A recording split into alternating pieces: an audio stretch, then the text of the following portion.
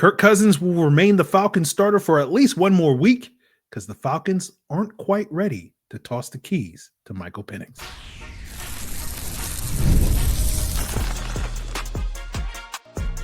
You are Locked On Falcons, your daily Atlanta Falcons podcast. Part of the Locked On Podcast Network, your team every day. Welcome back, everyone, to another illustrious episode of the Locked On Falcons podcast, your daily Atlanta Falcons podcast, part of Locked On Sports Atlanta, your team every day. And today's episode is brought to you by PrizePicks. Go to prizepicks.com/LockedOnNFL and use code in all lowercase LockedOnNFL to win $50 instantly when you play $5. So if you do not know me, guys, I am your very humble host, Aaron Freeman, a.k.a. Mr. Drew, a.k.a. the Jolly Green Giant, a.k.a. Mr. Consistency, aka Mr. AKA, and I've been covering the Atlanta Falcons for a very long time, formerly at falcfans.com, RIP, still going strong on this illustrious podcast. And I thank each and every one of you that go strong with me as everydayers that make this podcast your first listen each and every day. And to become an everydayer, all you have to do is subscribe or follow for free on YouTube or wherever you listen to podcasts. So today we will talk about, where that new AKA Mr. Consistency comes from. We'll talk about why the Falcons season isn't quite over and they still have a shot at the playoffs, not just winning the NFC South, but potentially winning a wild card.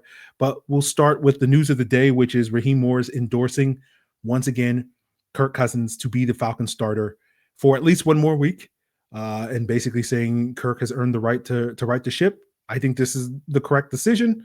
Obviously, time will tell if they get the results that they want to get, but we heard a less tepid endorsement. Raheem in previous weeks after Kirk's struggles, said with his whole chest, "Oh, Kirk is still our guy." And then Sunday we heard a more tepid endorsement of Kirk. He's like, "Kirk is still our guy, but we'll see." And so the question was, would we get that endorsement? We got it Monday.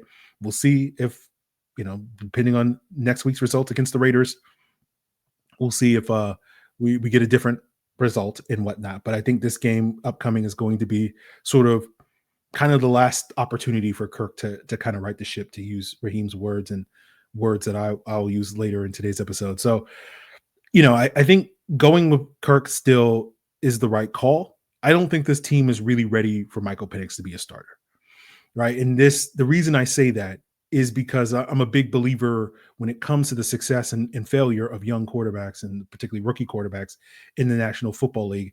It gets back to the nature versus nurture debate, right? Nature, being the inherent skill of the quarterback, nurture being the environment that the quarterback goes to. And, this is a debate, and so it's debatable, but having, done the research and looked at it over the years, I think the evidence tells you that when it comes to why certain quarterbacks succeed and why certain quarterbacks fail, it's probably, and again, it's debatable, like 60 to 70% nurture versus 30 to 40% nature. And I don't know if the Falcons have really fostered a nurturing environment that makes me feel optimistic at this point that if they plug Michael Penix into the lineup, that he's going to succeed, not just for the next 4 games, but potentially for the next 4 years. It's why back in May, after the selection of Michael Penix, I wasn't sitting here enthusiastic about, oh, this is our definite franchise quarterback, because there were so many unknowns at that time and remain unknowns currently as we sit here, almost, over 6 months later. Like when we talk about whenever that time is for when Michael Penix takes over as the Falcons quarterback, who's going to be calling plays for him? Zach Robinson's the guy today, but is Zach Robinson still going to be around in a couple of years? What is this offensive line going to look like? Because we've been talking for the last several weeks about, at least one new starter this offseason and potentially 2 or 3 new starters, next offseason and whatnot. So there are going to be 4 new starters on that offensive line, who are going to be all the weapons that he's going to throw to. It's like, is Kyle Pitts going to be here? Is Drake London, Darnell Mooney?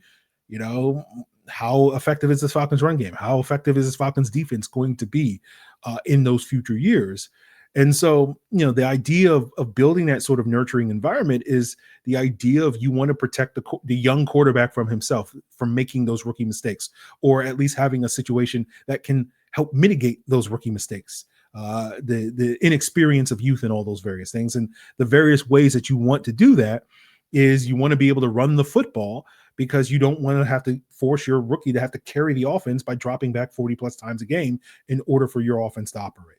And when you do drop back to throw it, ideally maybe like 25 times a game or less, right? You want to have an offensive line that you can trust to keep that guy upright and protected. You want to have weapons for that guy to throw to that you can rely on. When we face man coverage against quality corners, our guys can win and separate and get open and be that reliable security blanket for that young quarterback to throw to. And then when you look at the defense, you want a defense that consistently gets stops. Right? You don't want to be in a situation where you have to score 25, 30 plus points every single week to have a chance at winning football games. You want to be able to say, okay, well, we're going to have ups and downs with a young quarterback. That doesn't mean the offense is always going to be clicking every single week. So if we need to win a game 20-17 by running the football and playing good defense, we can do that. And right now, when I look at the Falcons, I don't think the Falcons check enough of these boxes to make me feel great about their potential to turn to Penix anytime soon, right? Now, I think the Falcons are probably good enough in all of these areas where, like, I wouldn't sit here and be like, oh, this is a terrible environment for Michael Penix, that he's going to be an utter disaster. Just look at, the situation that Bryce Young went into last year in Carolina, right? But I don't think they're good enough to feel particularly confident about it. All right. And again, it's not to sit here and say, oh, well, if you check all these boxes, it guarantees that young quarterback is going to be successful. But it is, to me, really about increasing the odds that young quarterback is going to wind up being successful. And so that was kind of one of the silver linings to me of the whole waiting game that the Falcons were potentially preaching with Michael Penix, with the idea of him sitting in 2024 and 2025, with the idea that, he would become the starter in 2026. But you would have 3 off seasons over those period of time to build up your roster, to create and foster that nurturing environment, that you would have several years to kind of figure out all this other stuff before you had to toss the keys to Michael Penix and say, go lead us, young man. And let's, rip these, go balls and whatnot, and all the things that we're getting excited for Michael Penix. So, now we're at a situation at this point in the season, given the struggles of Kirk Cousins over these last 4 games, that there is a ticking clock now. And this upcoming Raiders game is basically going to be Kirk Cousins' last chance to right the ship, right? Where this is a must-win sort of football game. This is a must-perform sort of game for Kirk Cousins.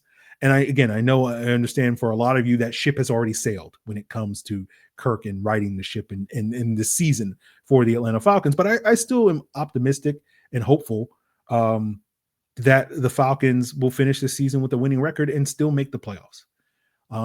Because, I don't really see the benefit of this team losing games. And I've had several conversations with Falcon fans over the last couple of days and weeks that it seems like those people are in the mindset of like rooting for the team to fail because they don't see any benefit of the team winning. And I don't quite understand that. I don't really understand that in the sense of, maybe you can say, well, if they take a step back, then they are in a better position to take 2 steps forward. And I just guess my philosophy is just like, just take 2 steps forward, just keep building and keep moving in the positive direction rather than trying to take a step back in order to take steps forward. And that's part of the reason why, I'm not as down on this team currently as many of you are, because I'm looking at the rest of the season and I'm seeing them in the position where they can finish with the winning record. They can finish and make the playoffs. And I'm struggling to understand why others don't seem to see that as a step in the right direction for this football team. And so let's talk about that. And let's talk about what's left of their dwindling playoff hopes and why I'm not as down on this team's playoff chances as so many others as we continue today's Locked On Falcons. So if you're like me and your holiday shopping list is, let's say, far from complete, well, if that's the case, I've got the perfect gift idea for you, for the passionate sports fan in your life. Perhaps you've heard of Ice Shaker. Ice Shaker is now officially licensed with NFL, NHL, NBA, NCAA, MLB, and will make the ideal gift. Created by and used by the Gronkowski brothers, Ice Shakers have sold over 1 million bottles, making this the perfect gift that you've been looking for. Just go to iceshaker.com and use code LOCKEDONNFL at checkout, and you'll save 25% on your order. And you may not be feeling the Atlanta Falcons. You may be looking at this and saying, I don't like the look of that. I don't want any part of that. Well, Ice Shakers allow you to customize, right? You can send your logo to their custom shop and they'll customize your favorite bottle. And the turnaround on those custom bottles is 3 to 5 business days. So that's perfect for the non-Falcons fan in your life that you're shopping for this holiday season. So order your team branded bottles or your customized bottles today at iceshaker.com and use the code LOCKEDONNFL for 25% off your order. Ice Shakers, show your support for your teams with the best branded workout bottles on the market, Ice Shakers. So today's episode is sponsored by PrizePicks, and if you love watching the game, you're going to love PrizePicks because it's the easiest and most exciting way to play daily fantasy. And whether that's daily fantasy football, basketball, or any other your other favorite sports, PrizePicks is going to make your holidays bigger and brighter, and you can now win up to 200 times your money on PrizePicks. Plus, with the holiday season, they're giving away $30+ million in rewards during Picksmas and offering 2 free picks in December. And when your picks hit, PrizePicks is going to make it easy to cash out because you can get your money in as quick as 15 minutes. And so whether you're taking the more or less on the player stat projections like Jamar Chase, hey, Darnell Mooney's back, guys. He's been that moneymaker all season long on PrizePicks. It's that easy. Just go more on Darnell Mooney's receiving yards and watch the winnings roll in. So if you want to take advantage of that, download PrizePicks app today. Use the code LOCKEDONNFL, and you'll get $50 instantly after your first $5 lineup. That's right, $50 instantly when you play just $5. PrizePicks, run your game. So I remember having this convo after the draft, right? That the tightrope that the Falcons needed to walk with their unorthodox decision to pay Kirk Cousins and sign Michael Penix is basically you got to win with Kirk Cousins for 2 years, and then you got to win even more with Michael Penix 3 years and more beyond, right? And we talked about how they had a razor-thin margin for error, that if anything went wrong on that, it would completely disrupt that strategy, which is, why I was so frustrated with their complacency back during that period of time, because it was just like, you can't really afford to just sort of be like, hey, we got this, guys, But I still see that outcome, that goal, as a desirable one of winning with Kirk and winning even more with Michael Penix. It's why I don't look at this season as being over. I still think this season is salvageable, right? Now, maybe that opinion changes 7 days from now after this Raiders game, but we'll cross that bridge if we get to it. But basically, I think, we can conclude that if the Falcons do salvage this thing, right, by whatever definition you have, but let's say that's making the playoffs, right? We'll sit here and say, well, they only made the playoffs because they were the best team in the bad division if they wind up winning the playoffs, right? Not because they wind up winning the division, not because they're actually a good team. And then that's evidenced by their record against playoff teams this year, right? That if the season ended tomorrow and we looked at the teams that are currently slated to be the playoffs and the Falcons' record against those teams, they're 3-6 so far this year, right? If the season ended tomorrow, Tampa Bay will win the NFC South and they will go and play in the playoff games while the Falcons will be sitting at home. Thankfully, the season does not end tomorrow. But, the Falcons beat them twice. They also beat Philadelphia, but they lost to Pittsburgh, Kansas City, Seattle, Denver, Los Angeles, the Chargers, and Minnesota, right? And so essentially the lesson that we've learned is that the Falcons' success this year is mostly beating up on bad to mediocre teams, right? And as an aside, I remember having a conversation with folks in October that were, really pushing for the Falcons to be aggressive at the trade deadline to get that pass rusher because, the idea was the NFC was wide open. I think at that time, the Falcons might have been the 2 seed based off of the rankings then. And I'm just, I'm curious, what they feel now, because, at the time I was a little hesitant to make that sort of aggressive trade deadline move because I wanted to know more about this team. Like, they had dwindling draft capital, and I didn't have the opinion that this team was as good as other people thought it was then. More on that later in today's episode. And I kind of wanted to see, this stretch of games against, at that time, ascending playoff caliber teams like Denver and the Chargers and Minnesota before I really bought into whether or not this team was, for real in that quote unquote wide open NFC. And I'm also curious, sort of, now that people have the value of hindsight, and their lack of proactivity at the trade deadline. How do people sort of view that lack of proactivity? They're not pulling the trigger on that. Again, my opinion then and now was that, they needed to keep those assets because they don't have very many, because this team is not close to being where they need to be. And every draft pick at this point in time is going to help them get, hopefully a couple of steps closer to that. But, they do have one more playoff team left this season. That's Washington. They face in week 17.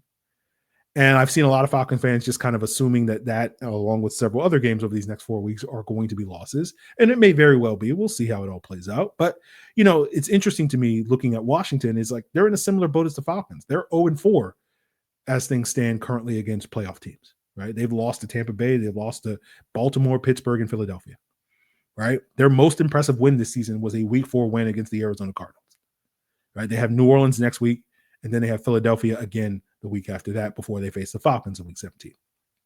But right now, if the playoffs end, if the season ended tomorrow, the playoffs started, Washington would be the 7th seed at 8-5. But Atlanta, in addition to the potential of them, catching up to Tampa Bay in the NFC South, the Falcons can catch Washington and win the 7th seed, right? They're going to need some help, right? They're going to need Washington to lose at least one more game in addition to that week 17 game against the Falcons, probably Philadelphia. Right. But if the Falcons do run the table and go 4-0, which includes that week 17 win against Washington, and Washington loses one more game, presumably against Philadelphia, in addition to that Falcon game, then the Falcons would leapfrog them and be the 7th seed. And so while I understand and get the frustration and disappointment that people have with this team not reaching their full potential this season, I'm not as doom and gloom as maybe other people are, that the season's done and it's over and there's nothing left to play for. They might as well play for 2025. I've heard that from many. And, I've heard many also say, like, what's the point of making the playoffs if they're just going to lose in round one? And it's like, my response to that is like, people call me negative when people say stuff like that. But, let's say hypothetically they do get the 7th seed, right? They would play the 2 seed. Who's currently the 2 seed in the NFC right now? Philadelphia. So I'm not saying that to gaslight you and say, oh, they're definitely going to, make it to beyond the first round of the playoffs. But I'm just saying, so you're telling me there's a chance. That's all I'm saying. And so, like, whether you choose to hold on to that chance or what is up to you. But like, I'm explaining to you, why I tend to hold on to that chance, that there is still something to play for. And again, it's part of the reason why I feel like, riding this thing out with Kirk Cousins for at least another week. We'll see. Again, they could lose next week against the Raiders, and all everything I said is all now moot. So we'll see how that all plays out. But it's why I don't think the sky is falling, right? I don't think they're as in terrible a position as some people think they are, right? I don't think they're in a good position, but I don't think they're in a terrible position. And again, maybe that take ages very poorly over the next 4 games.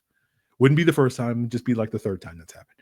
But I think, sometimes you guys hear me say things that you think I'm just being contrarian. Like, I'm sure some of you guys think I'm being contrarian today, where I'm spinning a positive yarn about the Atlanta Falcons in these next 4 games. And I don't think I'm being contrarian. I just think I'm being consistent. And I'll explain what I mean by that as we wrap up today's Locked On Falcons. Continue tackling the NFL season this year with FanDuel, America's #1 sportsbook, because right now new customers can bet $5 and get $150 in bonus bets if you win. FanDuel Sportsbook app is going to give you everything you need to place live bets on the NFL all in one place. So when you get that hunch in the middle of the game, you can check out the latest stats, view the live play-by-play, and so much more on the same page where you place your bets. Just visit FanDuel.com to join today and get started with $150 in bonus bets if you win your first $5 bet. Maybe you make that first $5 bet on the Falcons-Raiders action next week on Monday Night Football, where the Falcons are 4.5-point favorites. You can also head on FanDuel if you're more invested in the college football playoffs at this point in time. You can bet any outcome for the national champion. Texas over Oregon, Georgia over Texas, whatever you want. If you're a believer in Gunner Duval Stockton from Tiger, Georgia, is going to lead them darn good dogs all the way to the championship, you can go check it out at FanDuel.com. Never waste a hunch and make every moment more with FanDuel, an official sportsbook partner of the NFL. So, yesterday's episode, I said I was encouraged by the Falcons' performance, despite all, to me, the superficial things that would lead you to be discouraged by the Falcons' performance. And many people were upset with me, right? And again, we'll see how it all looks after I watch the All 22, right? That will be the breakdown on tomorrow's episode. I always reserve judgment until I watch the film, right? And maybe I'll come away watching the film and be like, wasn't as encouraging as I thought it was, right? But I know a lot of people thought like me being positive was just me being contrarian for the sake of being contrarian. I get that accusation a lot. Oh, you're just saying the thing to be contrarian. You're trying to be provocative. You're trying to get the people going or whatnot. And look, there's no doubt about me that there is a contrarian streak in me. But I don't think I'm being contrarian. I just think I'm being consistent. And I think some people get it. And shout out to the Sports Hammock who commented on yesterday's video saying this. It's funny to me how fans ripped Aaron apart before the season started because he wasn't sold on us being a great team. And when we're winning, y'all were still mad. He didn't declare us a Super Bowl bust. Now everyone's mad. He doesn't think we suck enough. Basically, the team is right where he figured we'd be. Y'all's expectations are wacky. So shout out to you, Sports Hammock. You get it. This guy gets it, right? Like, it's basically the idea that, all along I thought the team was mediocre. And so I'm not going to hammer the team for being mediocre. That's basically it. And another way to put it is like, I've kind of see this team as like, basically they're like 15. And again, I'm using arbitrary numbers just to illustrate the point, but let's say they're 15 steps away from being the sort of so-called contending great team that we all want them to be. And so yesterday's, I'm just like, okay, they took 3 of those steps that they needed to take to be that, 3 of the 15 steps that they need to take, right? Some of the positive things I saw, watching the game live, and again, we'll see if I come away as positive watching the film in the next 24 hours. But, the Falcons diversifying their personnel, right? We saw, I think, 35% of their offensive snaps were out of 12 personnel, the 2 tight end looks, right? Again, I only was asking for like 5 to 10%. So the fact that they went 35%, okay, that's fine, right?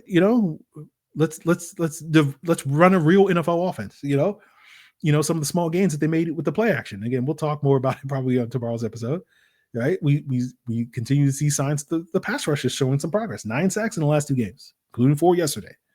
I remember we talked about this around the trade deadline, like that if this pass rush is going to be anything, it's going to be, not because Azeez Ojulari is going to walk through that door and be their savior, but it's going to be the guys in-house that are going to need to step up, and they've started to step up, right? Now, the pass rush is still going to remain a massive priority this offseason, but like we're sitting at a point where it's like if they're just kind of an average pass rush the rest of the season, right? And basically if they can just get 11 more sacks, and an average pass rush gets about 2.5 sacks a game, so that's about almost 11 sacks. We might even crack 30 sacks this year, guys. Like imagine that. Just imagine if you could time travel just like 4 weeks ago and say we might break 30 sacks this year, and you're like, whatever, man. You're a crazy person. You're not from the future, right? Get out of here, man. So again, like not sitting here saying like, hey, man, everything's doing great, but I'm just sitting here going like, that's why like I'm not sitting here hammering this team in the ways that other people are hammering. Like I never considered this team to be a fully formed entity. I remember, I'm not going to say names, but I just remember someone saying with their whole chest, and I was like, you're going to say this with your whole chest, my guy? And like, they were like, this is one of the top 5 or 6 rosters in the NFL. And I'm just like, what are we doing here, guys? Like, what are we doing? And I'm just like, it's wild to me.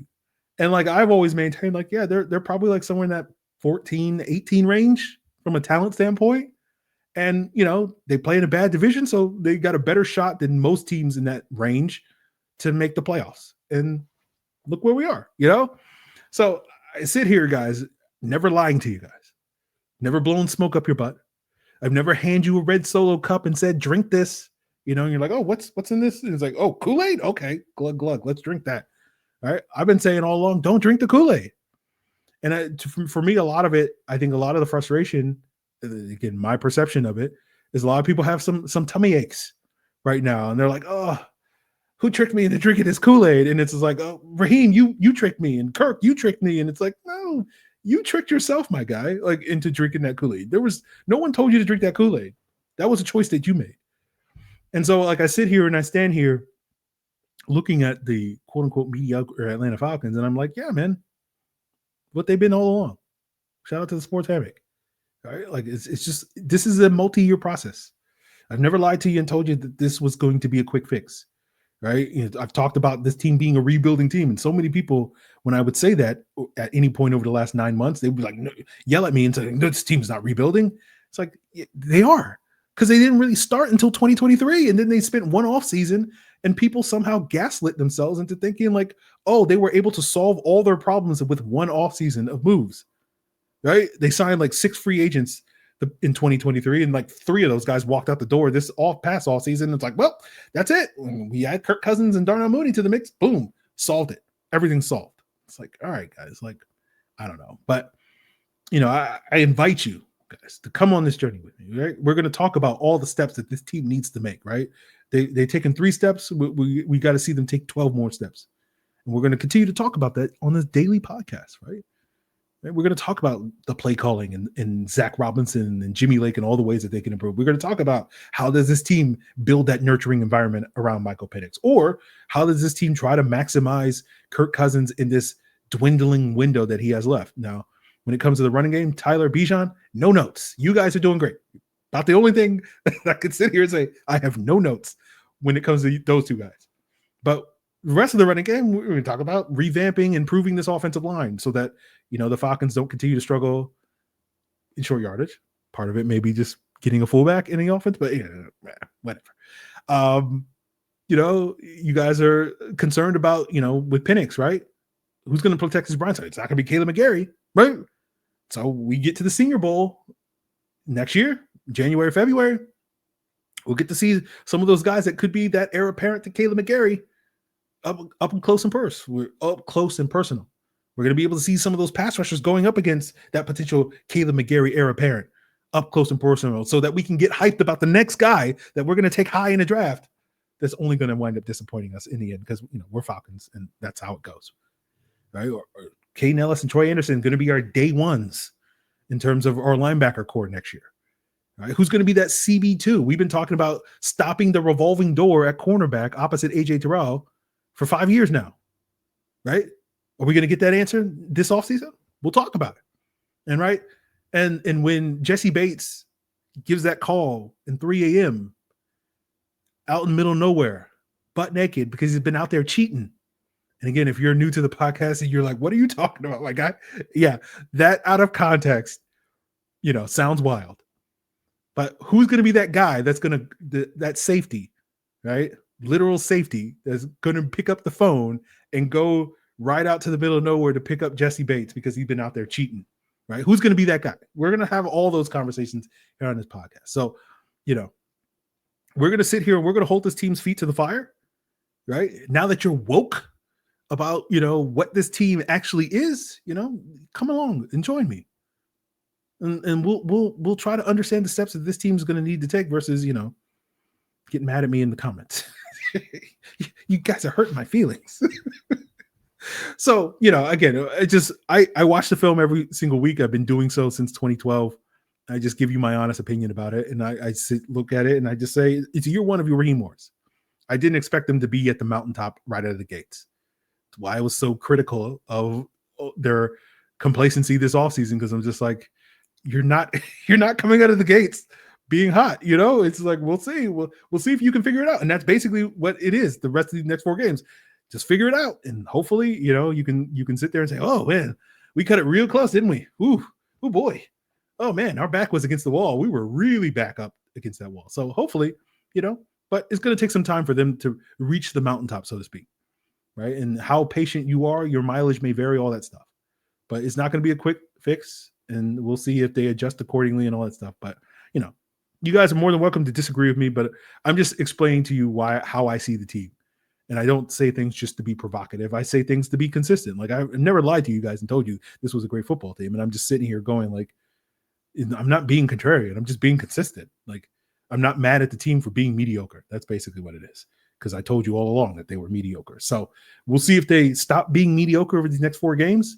We'll continue to talk about it on the podcast. We'll talk about what we saw or what I saw on the film on all 22. On Sunday's performance against the Vikings on tomorrow's episode. And of course, we'll get you geared up for that big showdown with the Raiders. Desmond Ridder, Aiden O'Connell. We'll find out later in the week with a crossover with Locked On Raiders. So continue to check us out. Continue to make us your first listen, guys. Check us out on YouTube or wherever you listen to podcasts. And continue to check out Locked On NFL as your second listen each and every day if you want to get the lowdown on what's going on with the other 31 NFL teams, including those Las Vegas Raiders. It's all part of Locked On Podcast Network, your team every day.